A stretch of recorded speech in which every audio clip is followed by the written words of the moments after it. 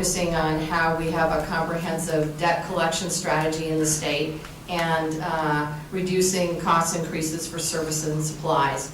I believe with the number of proposals that are on the table and that you will see moving forward in the next couple of weeks, in addition to the executive orders that I sign, you will see savings in the neighborhood of several $100 million.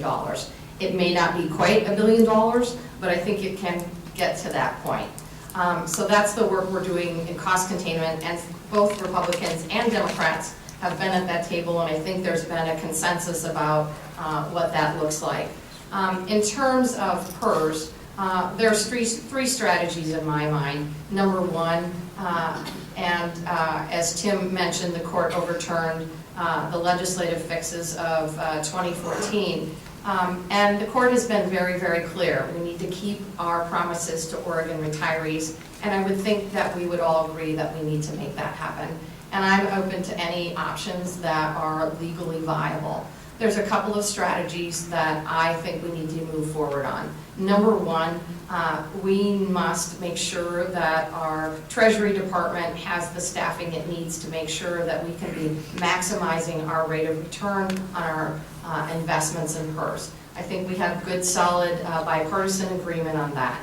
The second piece is I'll be naming a task force next week to tackle the UAL, the $20 billion unfunded actuarial liability.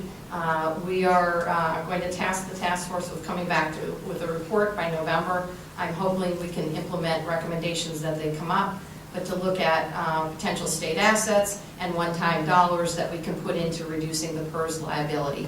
The goal is to get to $15 billion so that we're at 90% funding on the UAL. The third piece is cost and risk sharing. Those proposals are being discussed in the legislature right now. That adds probably additional dollars to the table in terms of savings. I think you have a package there that would reduce or decrease the increase in employer rates, as well as bring stability to the system. Plus, you don't run the risk of litigation, getting up on the hamster wheel of litigation, and you can get consensus agreement on these proposals in the legislature.